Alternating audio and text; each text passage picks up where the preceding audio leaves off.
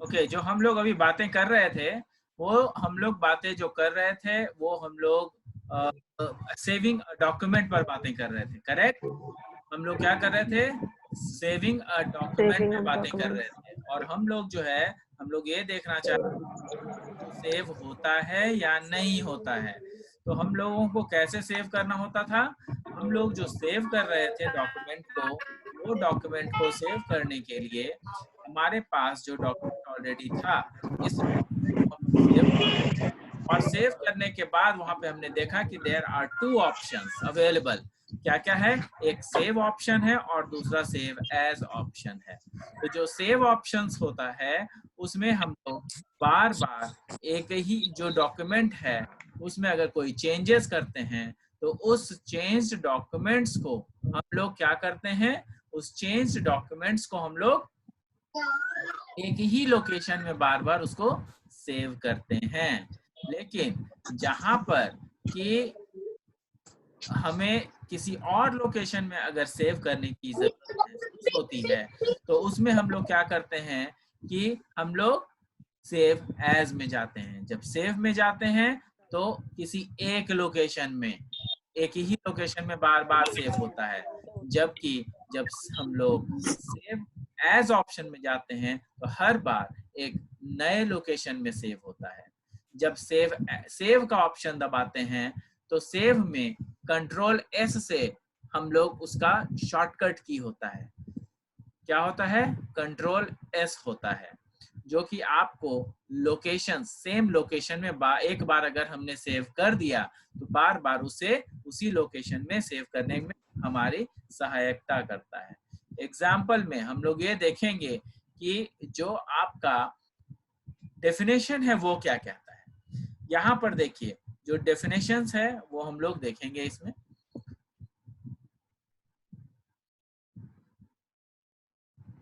ये देखिए, जो डेफिनेशंस है उसमें क्या कहता है कि जो डॉक्यूमेंट है वो documents created by you exist only in computer memory. Documents created by you exist only in computer memory which is temporary memory. वो कौन सा मेमोरी होता है? वो एक टेम्पररी मेमोरी होता है। For permanent storage we must save the document as a file। अगर हम लोग कोई काम करना शुरू करते हैं तो वो जो काम शुरू करते हैं वो केवल और केवल जो काम अगर मान लिया कर भी लिए हैं तो वो जब तक हम लोग सेव नहीं करते हैं वो कहाँ रहता है? वो हमारे प्राइमरी मेमोरी में होता है। लेकिन परमानेंटली स्टोर करने के लिए हमें सेकेंडरी स्टोरेज की जरूरत पड़ती है, सेकेंडरी मेमोरी की जरूरत पड़ती है। और वो सेकेंडरी मेमोरी क्या होता है?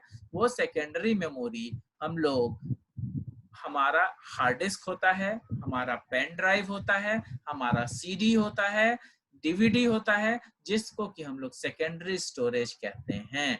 और उस सेकेंडरी स्टोरेज में हम लोग जो है ये काम करते हैं, ये देखते हैं कि जो सेकेंडरी स्टोरेज है उसमें हम लोग बहुत सारे चीज़ों को, जिसको कि हम प्राइमरी मेमोरी में स्टोर कर चुके हैं, प्राइमरी मेमोरी में ऑलरेडी स्टोर्ड है, उसको हम लोग मूव कर देते हैं। किसमें? सेकेंडरी स्टोरेज में मूव कर देते हैं। यहाँ पे देखिए, कहता है कि for permanent storage you must save the document as a files on hard disk और फ्लॉपी डिस्क। हम लोग हार्ड डिस्क में या फ्लॉपी डिस्क में सेकेंडरी स्टोरेज डिवाइसेस को हम लोग क्या करते हैं? हम लोग सेकेंडरी स्टोरेज डिवाइसेस को सेव करते हैं, सेकेंडरी स्टोरेज डिवाइसेस में सेव करते हैं। फॉर सेविंग हम लोग डिफरेंट स्टेप्स को इस्तेमाल करते हैं। वो जो डिफरेंट स्टेप्स होता है वो कुछ और नहीं है बल्कि क्या है? ऑप्शंस हैं, जो कि फाइल, मैंने जैसा कि अभी बताया है, उस फाइल्स में हम लोग जा करके और उसी ऑप्शन में हम लोग क्लिक करते हैं।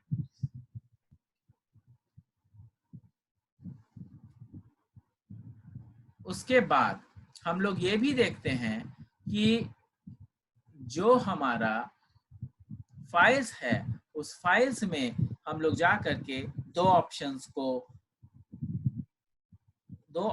को हम लोग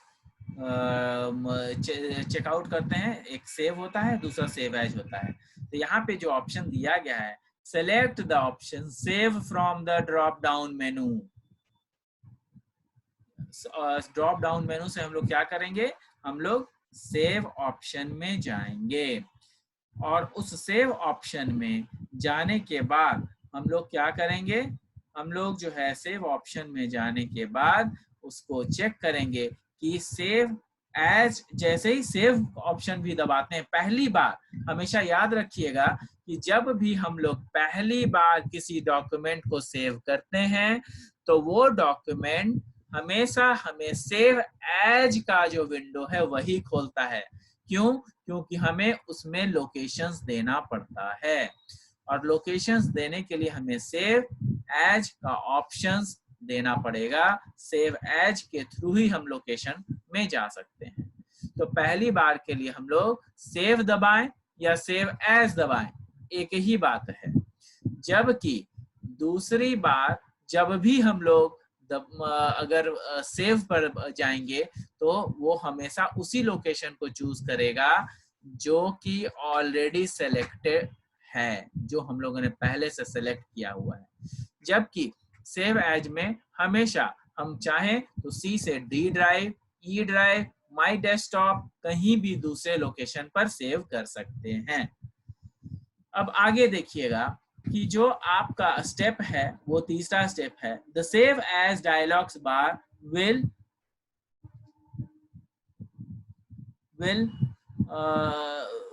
विल अपीयर।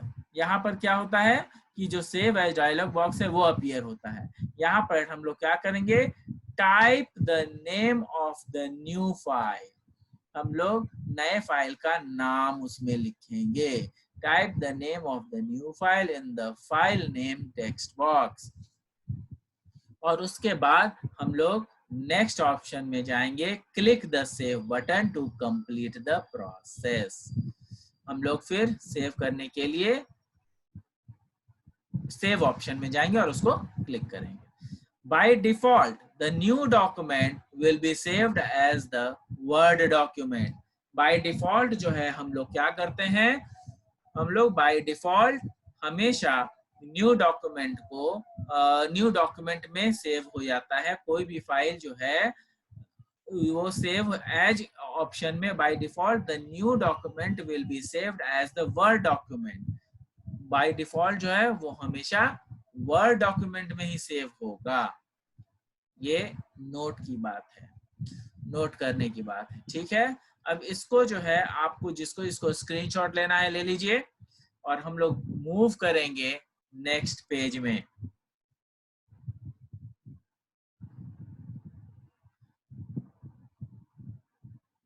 ये देखिए डिफरेंट क्या है, डिफरेंस क्या है सेव और सेव एज में, डिफरेंस क्या है। सेव और सेव एज में जो डिफरेंस है वो है कि जो आपका वर्ड फाइल, ये सॉरी जो सेव होता है वो document, when you save a document for the very first time, save as dialog box gets display. मतलब जहां पर हम लोग सेव करते हैं सबसे पहले वो सेव आइकन को, सेव डायलॉग बॉक्स को दिखाता है। Next time onwards this option does not display. Next time से ये ऑप्शन हमारे पास नहीं आता है। नेक्स्ट टाइम से हमारे पास क्या आता है, नेक्स्ट टाइम से हमारे पास केवल और केवल दिखता है कि हम लोग के पास ये दिखता है कि फाइल सेव हो गया। नेक्स्ट टाइम के बाद हम लोग के पास सेव से कोई दूसरा ऑप्शन नहीं आएगा। जबकि सेव एज हम लोग करेंगे तो फिर से नया लोकेशन के लिए हमें प्रमोट करेगा। Next time onwards this option does not display any dialog box, however save as will always display, save as will always display the same document, display the dialog box that may be used to save the same document under a different name and location. नया नाम, नया location से अगर हमें किसी और file को save करना है तो उसके लिए हमें सेव एज बटन में जाना होगा। This is the difference. और ये हमेशा क्वेश्चन पूछा जाता है कि आपका जो डिफरेंस है सेव और सेव एज में वो क्या है।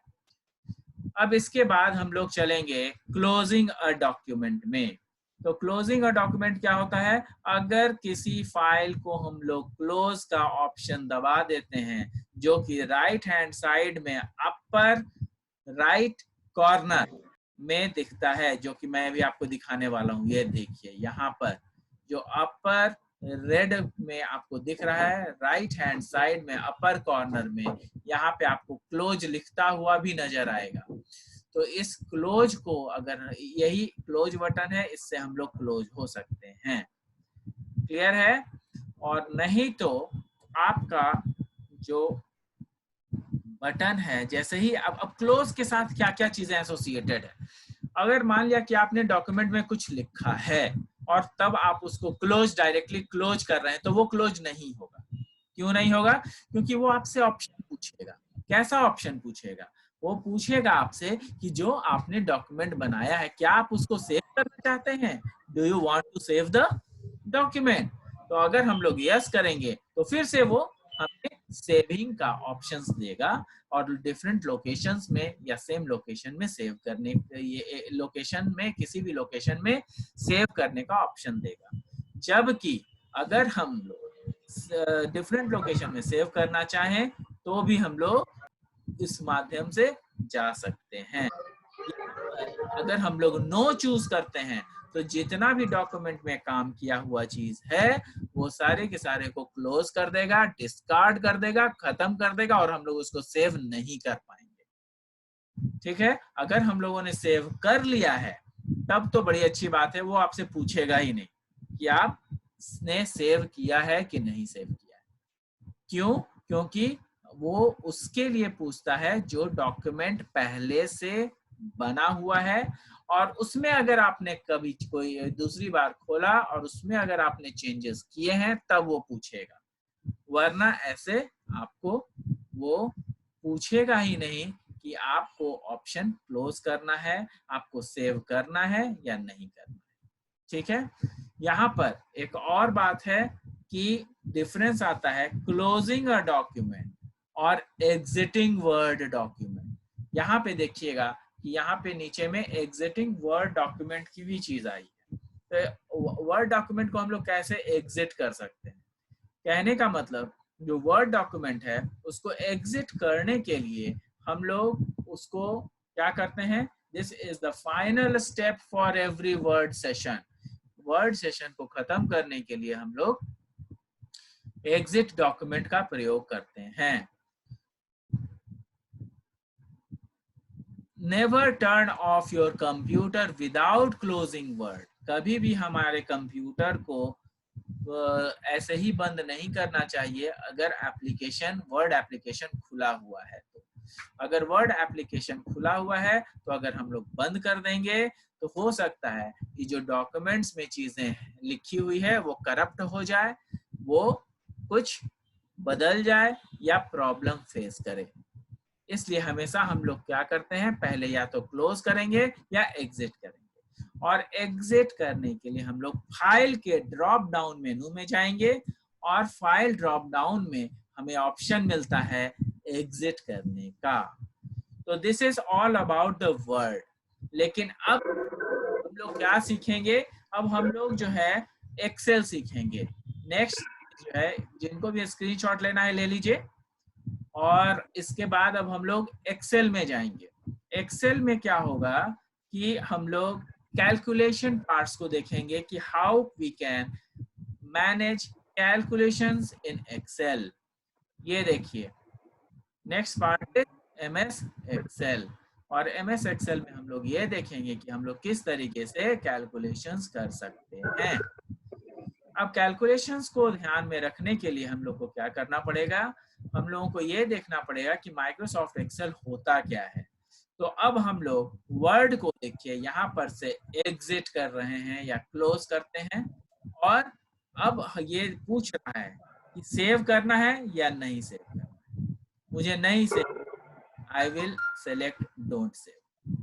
ओके, अब हम लोग क्या करेंगे, हम लोग एक्सेल खोलेंगे। आपको माइक्रोसॉफ्ट एक्सेल दिख रहा होगा।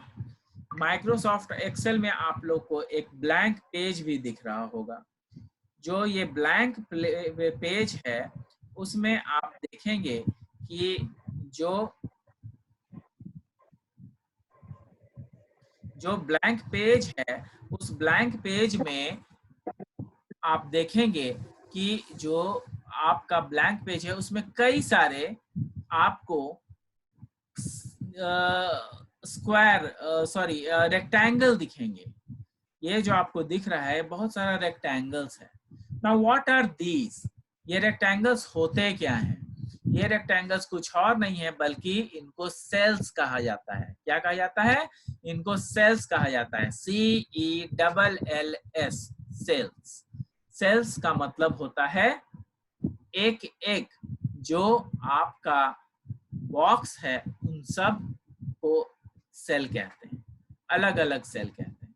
अब इसमें समझने वाली बात है थोड़ी सी, देखिएगा कि जो यहाँ पर आपका ये है,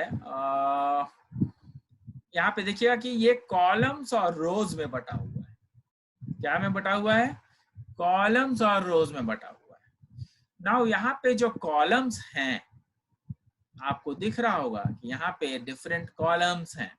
ये जो कॉलम्स हैं उसके नाम दिखाई पड़ रहे होंगे आपको, ABCDEFG, जबकि जो रोज हैं वो लेफ्ट साइड में आपको दिखेंगे इस तरीके से।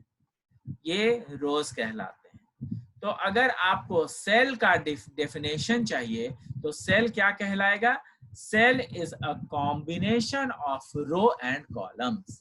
सेल क्या कहलाता है? Cell is a combination of row and columns.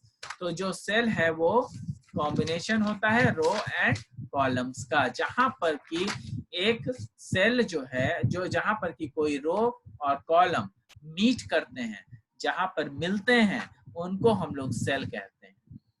तो हमेशा ये जो सेल होते हैं वो रेक्टेंगुलर होते हैं, और इस रेक्टेंगुलर में जो आपका सेल है वो सेल जो है एक रो और कॉलम के मिक्सचर से बना हुआ है, मतलब उनके मीट से बना हुआ है, कॉम्बिनेशन से बना हुआ है। अब यहाँ पर देखने वाली बात यह है कि ये जो सेल होते हैं, हर सेल का एक नेमिंग होता है। क्या होता है? हर सेल का एक नेमिंग होता है। जैसे कि यहाँ पर ABCD है और 1 2 3 है, तो सबसे पहले हमारा कॉलम नेम आता है और फिर उसके बाद रो नेम आता है। कॉलम नेम कहने का मतलब ये है कि जो आपका कॉलम होता है, जैसे कि ये सेल अगर हमने सेलेक्ट किया हुआ है तो इस सेल का जो कॉलम नेम होगा वो E होगा और उसके बाद जो रो होगा वो 8 होगा। तो इस पर्टिकुलर सेल का नेम होगा E8। क्या होगा? E8, जो कि हम लोग देख सकते हैं लेफ्ट हैंड साइड कॉर्नर में। यहाँ पर आपको उसकी नेमिंग दिखेगी। E8 जो नेमिंग है वो दिख रही होगी। अब यहाँ पे जो नेमिंग है वो चेंज हो जाएगा अगर हम किसी दूसरे सेल में, मैं इसको प्लेस करता हूँ, कोई दूसरा सेल सेलेक्ट करता हूँ, देखिए नेम चेंज हो जाएगा। यहाँ पर क्या होना चाहिए? B4 होना चाहिए। देखिए B4 आ गया ना, तो यहाँ पे B4 आ गया। अगर हम लोग किसी और सेल पे जाते हैं तो यहाँ पे आएगा H6, यहाँ पे H कॉलम रो 6, तो इस सेल का नेमिंग क्या होगा? H6 होगा। अब ये एक चीज याद रखिए या ध्यान में रखिए कि बाय डिफॉल्ट जो आपका जो आपका रो और कॉलम जो होता है, बाय डिफॉल्ट जो आपका रो और कॉलम होता है वो कितना होता है? तो बाय डिफॉल्ट आपका जो कॉलम होता है वो 256 ही होता है। 256 आर कॉलम्स, जबकि जो रोज होते हैं वो होते हैं 65,536। 65,536 रोज होते हैं और कॉलम्स 256 कॉलम्स होते हैं। तो इसको आप लोग हमेशा ध्यान में रखिएगा। चीज और मैं बताना चाहूंगा कि जो ये एक्सेल है उसमें आप देखिएगा कि जो नीचे में जब स्टेटस बार जहां नीचे होता है यहाँ पे लिखा होता है शीट। तो इसको जो है जिस पर काम करिएगा वो आपका एक वर्कशीट कहलाएगा। क्या कहलाएगा? वर्कशीट कहलाएगा। जबकि आप अगर ऐसे ऐसे कई सारे शीट यहाँ पे बना सकते हैं। यहाँ पे प्लस को क्लिक कीजिएगा, नया शीट आएगा, फिर से प्लस कीजिएगा और नया शीट आएगा। इसी तरीके से नया शीट आगे चला जाएगा और उस पर्टिकुलर शीट को हम लोग क्या करते हैं, हम लोग उस पर्टिकुलर शीट को ऐसे ऐसे कई सारे शीट के कॉम्बिनेशन को हम लोग वर्कशीट कहते हैं। क्या कहते हैं? वर्कशीट कहते हैं। लेकिन जो आपका ये पर्टिकुलर जो सॉफ्टवेयर है माइक्रोसॉफ्ट वर्ड का, सॉरी एक्सेल का, इसमें स्प्रेडशीट भी होता है। इसको हम लोग स्प्रेडशीट भी कहते हैं। इसको हम लोग क्या कहते हैं? स्प्रेडशीट भी कहते हैं। स्प्रेडशीट क्यों कहते हैं इसको? स्प्रेडशीट क्या होता है? स्प्रेडशीट बेसिकली क्या होता है कि ये एक ऐसा सॉफ्टवेयर टूल होता है जो कि किसी को भी इसमें अल्फाबेट या नंबर्स कैलकुलेट करने के लिए, मैनिपुलेट करने के लिए हम लोगों को प्रोवाइड करवाता है। जो स्प्रेडशीट होता है, एक चीज ध्यान में रखिएगा कि डिफरेंस पूछता है वर्कशीट और स्प्रेडशीट में अंतर क्या है। स्प्रेडशीट और वर्कशीट में अंतर क्या है? अब आइए थोड़ा सा हम लोग डेफिनेशंस देख लें। डेफिनेशंस देखिएगा तो उसमें आपको ज्यादा क्लियर हो जाएगा। यहाँ पे देखिए हमने आपको लिखा हुआ है कि जो वर्कशीट होता है, it is a grade of cells made up of horizontal rows and vertical columns. From a package to package, a worksheet contains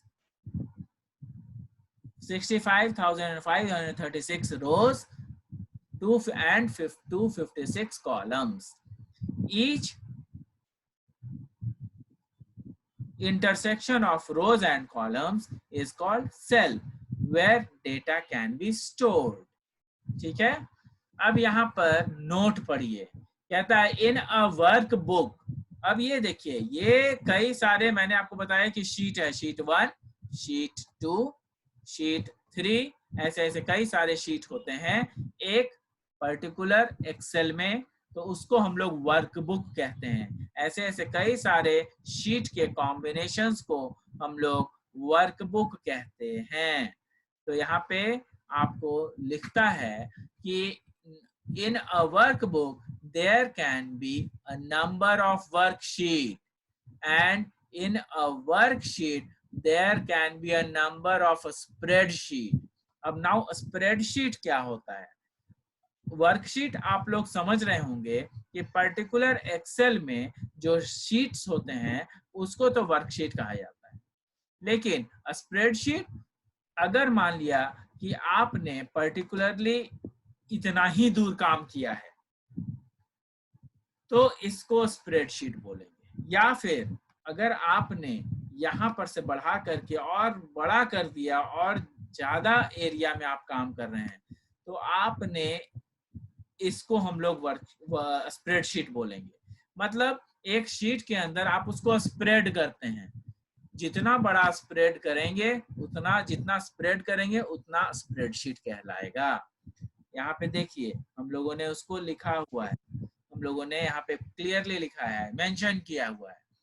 A spreadsheet is meant for the software package. Worksheet is a work file created within work spreadsheet software. अब यहाँ पे spreadsheet is a workspace. Spreadsheet क्या है? It is a workspace where we can carry out the different kinds of work related to MS Excel. जबकि वहीं पर in a worksheet many spreadsheet can be contained. एक worksheet में बहुत सारे spreadsheet हो सकते हैं. एज फॉर एग्जाम्पल, अगर हमने इतना में काम किया, ये एक मेरा एक स्प्रेडशीट हुआ और फिर दूसरा स्प्रेडशीट भी इसी में हो सकता है. जैसे ये एक स्प्रेडशीट हुआ और दूसरा स्प्रेडशीट मैं इसी में डाल सकता हूँ. ये मेरा दूसरा स्प्रेडशीट हुआ. एक स्प्रेडशीट ये और दूसरा स्प्रेडशीट ये. तो कहने का मतलब जो स्प्रेडशीट होता है वो एक वर्कशीट में कई सारे स्प्रेडशीट हो सकते हैं. आगे हम लोग पढ़ेंगे. यहाँ पे कहता है कि in a worksheet many spreadsheet can be contained. There can be many worksheet in a particular file. किसी भी MS एक्सेल के फाइल में बहुत सारे पर्टिकुलर वर्कशीट हो सकते हैं जिनको कि हम लोग वर्कबुक कहते हैं, which is called as workbook. ठीक है. अब यहाँ पे रो नंबर और कॉलम लेटर्स है जिसको कि मैंने डिस्कस ऑलरेडी कर लिया है. आप लोग चाहें तो इसका स्क्रीनशॉट ले सकते हैं. जिन्होंने स्क्रीनशॉट नहीं लिया है वो लोग स्क्रीनशॉट ले सकते हैं. क्लियर है. अब आगे देखिए इस स्प्रेडशीट में काम कैसे करते हैं. स्प्रेडशीट में काम करने के लिए हम लोग ये देखते हैं कि जो हमारा स्प्रेडशीट है, ये देखिए यहाँ पर मैं काम कर रहा हूँ. इसमें मान लिया कि हमने लिखा, इसको हम लोग मर्ज कर देंगे और इसमें हम लोग लिख देंगे गवर्नमेंट पॉलिटेक्निक.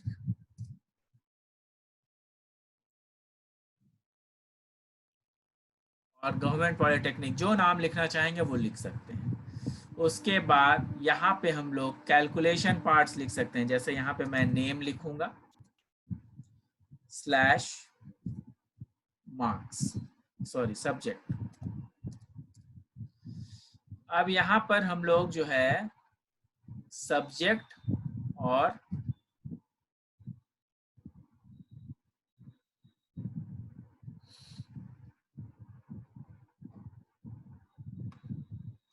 सब्जेक्ट नेम और सब्जेक्ट.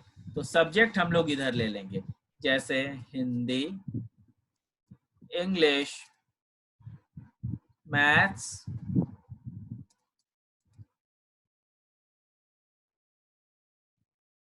और इस साइड में नेम हम लोग ले लेंगे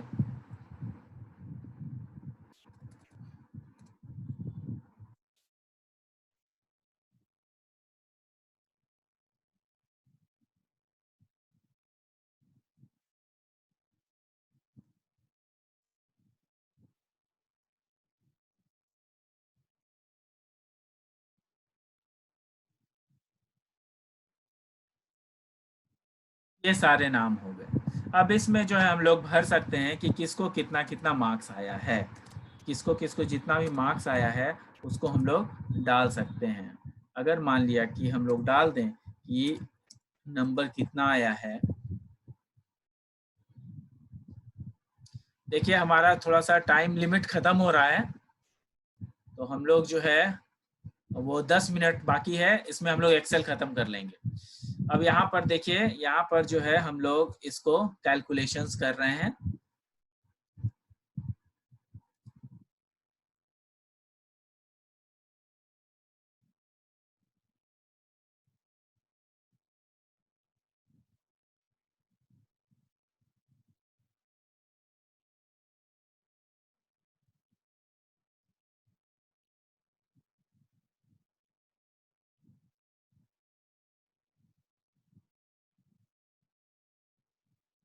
अगर मान लिया किसी को फेल, मान लिया हो सकता है कि कोई फेल कर गया हो, तो जैसे ये बंदा श्याम फेल किया है, तो इसको अगर हम लोग चाहें तो यहाँ से रेड से भी मार्किंग कर सकते हैं ऐसे. अब यहाँ पे रेड हो गया, तो पता चल जाता है कि वो फेल कर गया। अब यहाँ पर 86, ये इतना मार्क्स आया। अब यहाँ पे इन टोटल मार्क्स कितना आया है, जो फुल मार्क्स है वो हम लोग लिखेंगे। ठीक है, ये है आपका फुल मार्क्स। ये फुल मार्क्स कितना में होता है, 100 का होता है। तो 3 सब्जेक्ट है, तो 3 सब्जेक्ट के कितने मार्क्स हो जाएंगे, 300 मार्क्स हो जाएंगे, ये 300 मार्क्स। जबकि यहाँ पे अब हम लोग लिखेंगे ऑब्टेन्ड मार्क्स। क्या लिखेंगे, ऑब्टेन्ड मार्क्स। ऑब्टेन्ड मार्क्स क्या हो जाएगा, यहाँ पे जो ऑब्टेन्ड मार्क्स है वो देखिएगा कि सबका कैलकुलेशन होगा। यहाँ पे इन तीनों चीजों का कैलकुलेशन होगा। कैसे कैलकुलेट करेंगे, तो सेल को सेलेक्ट करेंगे, उसमें हम लोग यहाँ पे फॉर्मूला पुट करेंगे, इज इक्वल टू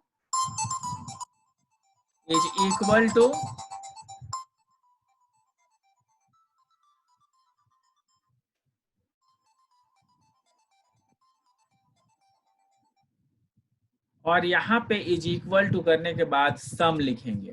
क्या लिखेंगे, सम लिखेंगे। और उसके बाद सम के बाद हम लोग उसमें सेलेक्ट करेंगे, जो पर्टिकुलर फाइल है उसको सेलेक्ट करेंगे। और उस फाइल को सेलेक्ट करके जैसे यहाँ से यहाँ तक 87, 84, 63, 69, अब इसके बाद फिर इसको जो है हम लोग इस तरीके से बंद कर देंगे। तो ये हमारा फॉर्मूला हो गया। अब इसको हम लोग देखिएगा एंटर की देंगे, पता चल जाएगा। तो मतलब यहाँ पे देखिएगा कि हम लोगों का 300 में 210 आ चुका है। क्या आया है, 300 में 210 आ चुका है। अब इसके बाद हम लोग क्या करेंगे, ये जो फुल मार्क्स है इसका फुल मार्क्स के साइड में पकड़ के इसको जो है प्लस साइन को अगर नीचे की ओर ले जाएंगे तो सब में हम लोग एक ही साथ 300 पा सकते हैं। जबकि ऑब्टेन्ड मार्क्स में भी हम लोग क्या करेंगे, ऑब्टेन्ड मार्क्स में भी हम लोग क्या करेंगे कि यहाँ पर जो कनेक्शन है उसको हम लोग क्या करेंगे कि प्लस को नीचे की ओर खींचेंगे। ये हमारा सारा प्लस दे देगा और इससे पता भी चल जाएगा एक बार में देखने में कौन किसने फर्स्ट किया है। तो यहाँ पे सीता ने फर्स्ट किया है 269 मार्क्स के साथ। तो इसी तरीके से हम लोग जो है प्लस कर सकते हैं। अगर इसी में परसेंटेज निकालना होगा तब क्या करेंगे, तब भी हम लोग क्या करेंगे कि उसमें फॉर्मूला पुट करेंगे, इज इक्वल टू और उसके बाद कितना ऑब्टेन्ड मार्क्स है, ये obtained marks is equal to करेंगे और उसके बाद ऑब्टेन्ड मार्क्स लिखेंगे, डबल ब्रैकेट डालेंगे पहले, उसके बाद ऑब्टेन्ड मार्क्स लिखेंगे। जो ऑब्टेन्ड मार्क्स है वो कैसे लिखेंगे, ऑब्टेन्ड मार्क्स हम लोग लिखेंगे उसको सेलेक्ट करके। यहाँ पे हमने सेलेक्ट कर लिया। अब ऑब्टेन्ड मार्क्स बाय क्या होता है, फुल मार्क्स इनटू 100 और इसके बाद हम लोग इसको ब्रैकेट को क्लोज कर देंगे। इसके बाद हम लोग एंटर की देंगे तो हमारा जो है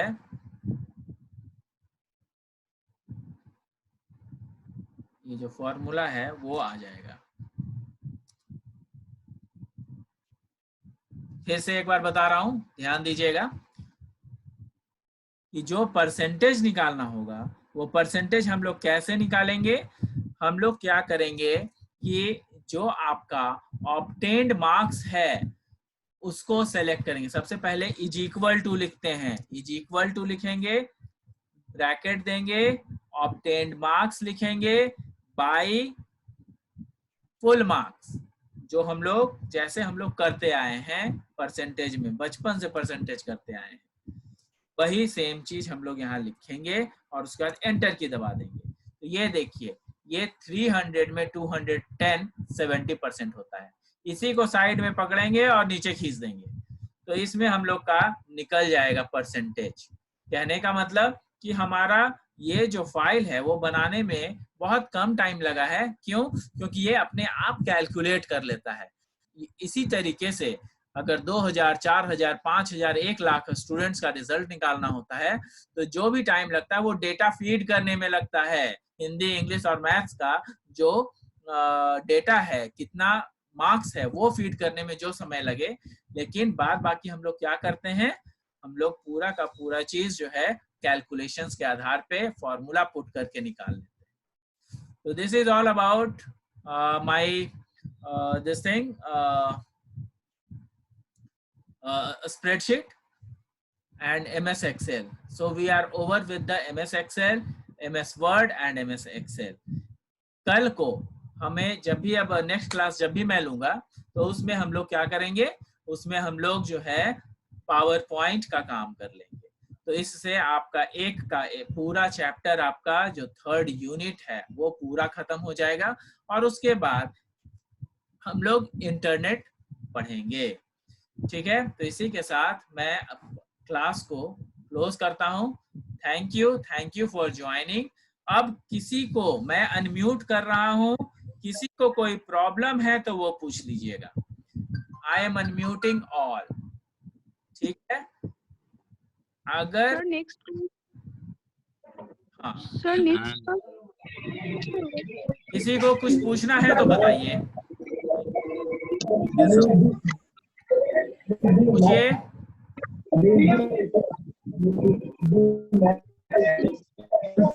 thank you sir. Next class कब होगी? नेक्स्ट क्लास के लिए आपको ये चला जाएगा, सूचना आपके पास चला जाएगा होना है। ठीक है, और ये जो है ये भी देख लीजिएगा।